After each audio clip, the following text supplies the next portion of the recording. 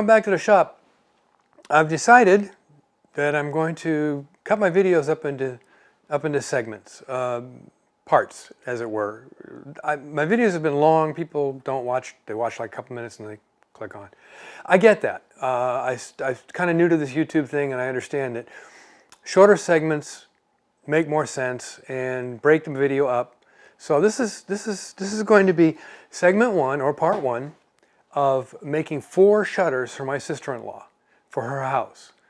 She has to replace the ones that have been on the house for probably 50 to 100 years, 50 years or whatever. And she asked us to make her 4 new shutters, and we're going to do that.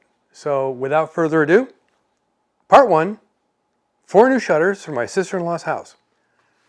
In the previous video, I mentioned that my sister-in-law, not my sister, wants 4 of these shutters. She wants me to duplicate 4 shutters like this. Now these came off of a early 20th century 4-square Craftsman. These were probably made maybe 50 to 100 years ago. I don't know. Maybe 50 years ago. They got a lot of paint on them. The louvers are all pretty much frozen solid except a few. The fixed louvers are fine. There's not a problem there. But she doesn't want movable louvers anymore. She basically wants to put these up more of decorative pieces. They're never going to be closed again. So it's going to be all fixed louvers, and they're going to be open at the window, but she still wants them made of wood. So we're going to use Eastern Atlantic white cedar for the wood, and the fixed louvers are basically straight slats. Get that on camera, with a round over on either side, and the louvers are, of course, tapered in both directions, and the pin is asymmetric from the center. So, but it's all going to be fixed. Now, interesting thing, the angle of the fixed louvers in here is 18 degrees, and the louvers are 1.5 inches. Well, I've not been able to find any jigs that are for 1.5 inches or 18 degrees. So, of course, I have to make a jig. Into the CNC machine, I've drawn them up in AutoCAD, this particular pattern, for a jig, to have a guided bit run with a plunge router to run through and cut all the slots. So over to the CNC machine, and let's take a look at that setup. Well, I made a new spoil board for the CNC machine, and after going through several iterations of quickly put together spoil boards, I kind of came up with a design and idea that I can replicate and works really well for me. Get a bigger machine, that'll change. What it is basically I drew up the pattern for the fasteners and then put the spoil board in the CNC machine, and it cut its own holes. Just marked where the holes were, and then I drilled for the different fasteners. Come on close in, and I'll show you what I mean by the fasteners. So CNC marked each one of these holes with just a little divot. So I could take it to the drill press and then drill them out. I could have had the CNC machine cut them all the way out, but for me it was just easier this way instead of running the machine and using a bit that long. And what I did was, in each of the holes, I've added brass threaded inserts that are 1032. Now, they're 1/8 of an inch below the surface of the spoil board, so the chances of a tool hitting them is very, very small. I don't usually I only run the bit maybe 20 thousandths below the back surface of the workpiece if I want to go completely through.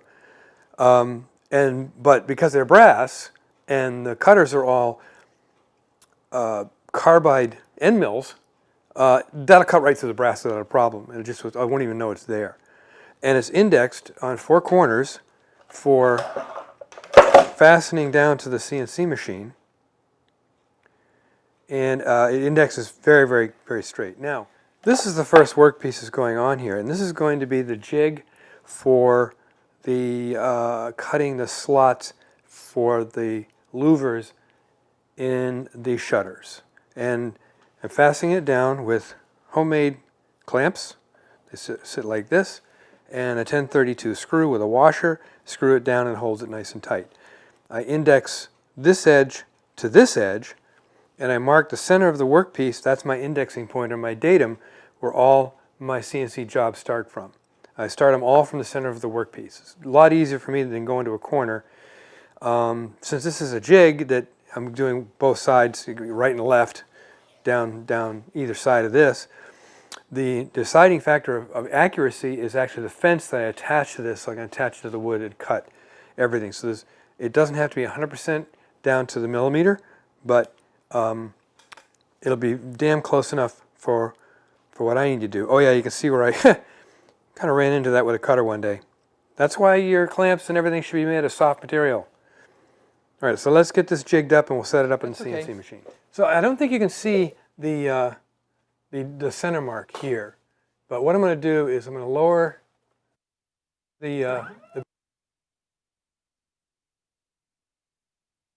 find the center of these bits because of you just split there's a little divot in the center, so you can find the center. So let's go ahead and move this over to get it centered.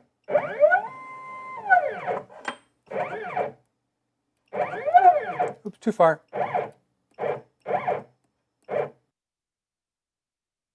That should be just about dead center. Come down just a little bit. Now, this is where I blocked the camera. I got to come over, turn it this way. Maybe I can do it from the other end. Get it side to side.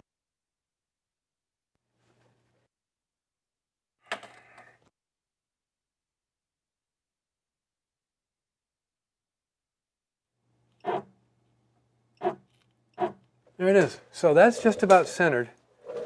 Let's come down a little bit. Good. So that is touching the workpiece now. Just off the workpiece. Now we want to set the height or index the tool. So let's come up, zero this first. Yes. Now let's come up. Now I have an indexing plate.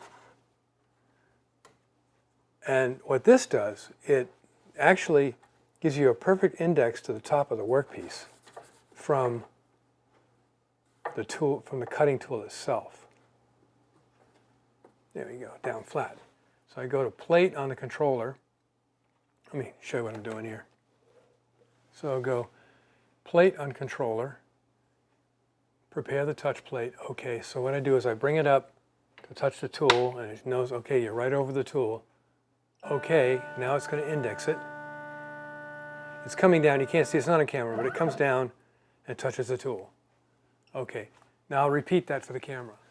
So let's go back to plate, prepare the touch plate. Okay, we have the red, which means it's going to go boom.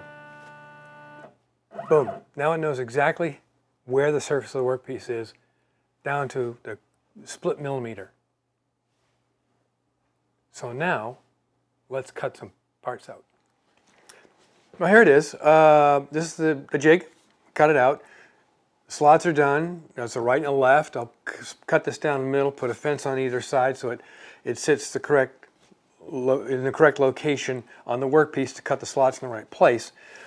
Now we have to go and get some wood for these. Now we're going to go down to Maryland Select Hardwoods in a little plate of Maryland. Dennis Woodruff owns the place. It's basically it's a little mom and pop wood yard, but it's huge. He's got a large shed. I'll show you videos when I get there. He's got a wide variety of local woods and imported woods and huge slabs and live edge, and a whole lot of barnwood. So if you live in the southern Maryland area, you ought to stop by there and take a look. He's open 3 or 4 days a week. I'll put a link in the description, of course, to his website and where you can get pricing, and you can get on his mailing list, so he'll send you a once a month a newsletter that says what's for sale that particular month. Now I have no connection to Dennis as far as sponsorship or anything like that. He's just my local supplier, and I like to buy stuff locally. So with that said, let's go get some wood. Hey gang, we're on our way to our hardwood supplier to get some hardwoods for supply to do those shutters, right? Yep. Okay, off to Dennis's. Oh, you'll see the cool stuff he's got when we get there. And there's Dennis's yard cat. Dennis has a yard cat. So here's Dennis's yard. This is a Maryland Select Hardwoods. And gives you an idea of how much stuff we got that's in this barn. This is all, every kind of wood you could possibly imagine. A lot of domestics, a lot of imported woods. And Dennis has these big ass slabs that he would like to sell. Big ass live edge slabs. I'll have a link in the description as to what's what. We're here to pick up basically African mahogany to do those shutters. Turns out that he hasn't got the cedar, but this stuff's almost the same price for that expensive cedar. So this is probably what we're going to be using. But then again, this is Dennis's yard. Dennis Woodruff, it's Maryland Select Hardwoods. He's got barnwood, big ass pieces of wood of all kinds of varieties, a lot of live edge, a boat. And you want barnwood? Get that so I can get the there you go. Look at all the barnwood he's got stacked out here if you want to do old projects using barnwood. But back in here, all kinds of cool stuff.